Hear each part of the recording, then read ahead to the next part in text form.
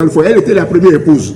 Elle n'avait pas eu d'enfant. Et je lui ai dit, Jésus m'a dit, te dit que tu feras un garçon. Elle ne croyait pas. Et il t'accordera un garçon. Et quand il a dit ça à cette dame, elle m'a pas cru. Elle m'a dit ceci, papa, ça fait 22 ans que je suis envoyé. Je me guéris. Je prie, c'est Jésus qui guérit. À Jésus l'honneur. La Bible déclare dans le livre de Psaume 66, verset 16. Venez, écoutez, vous tous qui craignez Dieu, et je raconterai ce qu'il a fait pour mon âme. Jésus a beaucoup fait dans le ministère de l'humour. Nous ne venons pas pour parler de la grandeur d'un homme de Dieu. Non. Moi, je suis un pécheur. Je suis appelé à mourir. Mais c'est Jésus qui fait. Paul dit quoi? Sois sans crainte. Sois sans crainte. Mais parle. Mais parle. Et ne te tais pas. Elle ne te tait pas. J'ai le devoir de dire ce que Jésus a fait. C'est pas moi qui ai fait. Il y a le devoir de partager avec vous pour te fortifier toi. Pour te dire Jésus est encore capable de. Je n'ai pas à avoir honte pour partager la grandeur de Dieu. J'étais parti à Zovin pour recevoir le peuple de Dieu. Voilà une dame, Madame Kodo. Elle a quitté Pobé, elle est arrivée à Zovin pour la réception. Quand elle est rentrée au bureau, elle a demandé, prophète, tu es un prophète, prophétise dans ma vie. Et en voulant prophétiser, elle dit, tu es arrivé parce que tu as besoin d'avoir un enfant. Tu es en train de pleurer devant la face de Dieu, tu veux un enfant, mais tu ne l'as pas encore obtenu. Jésus m'envoie te dire qu'il t'accordera un garçon. Alléluia. Amen. Et quand il a dit ça à cette dame, elle m'a pas cru. Elle m'a dit ceci, papa, ça fait 22 ans que je suis en foyer, dans mon foyer.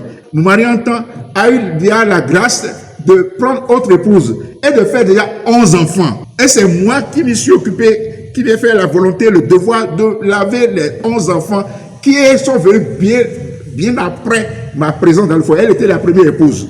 Elle n'avait pas eu d'enfant. Et je lui ai dit, Jésus m'a dit, te dit que tu feras un garçon. Elle ne croyait pas. Je vous dis, Madame Kodo, elle est venue de Pobé.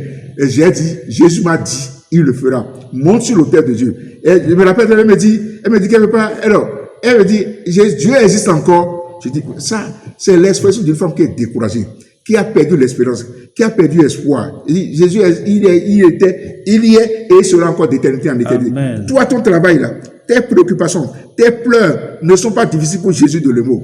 Monte sur l'autel de Dieu. Et j'ai prié pour cette dame-là. Après 22 ans de foyer, elle a conçu, elle a effectivement fait un garçon. Le jour qu'elle a fait le garçon, je me rappelle très bien, j'étais en direct sur Radio Océan. Je prêchais en ce temps-là sur Radio Océan. Et c'était un lundi. Et on m'a appelé de la soirée pour me dire qu'elle venait à peine de faire un garçon. Elle a offert d'Aménion, elle a offert 2 parcelles. Une pour moi, une pour Jésus à Pobé. Soyez bénis. Amen. Jésus le breton et le votre l'homme. Amen. Non seulement les mots, et dans beaucoup de paroisses encore au Bénin, il a encore des vrais serviteurs de Dieu, à qui l'Éternel a accordé la grâce de l'onction, la grâce du ministère. Le pasteur prie, c'est Dieu qui guérit.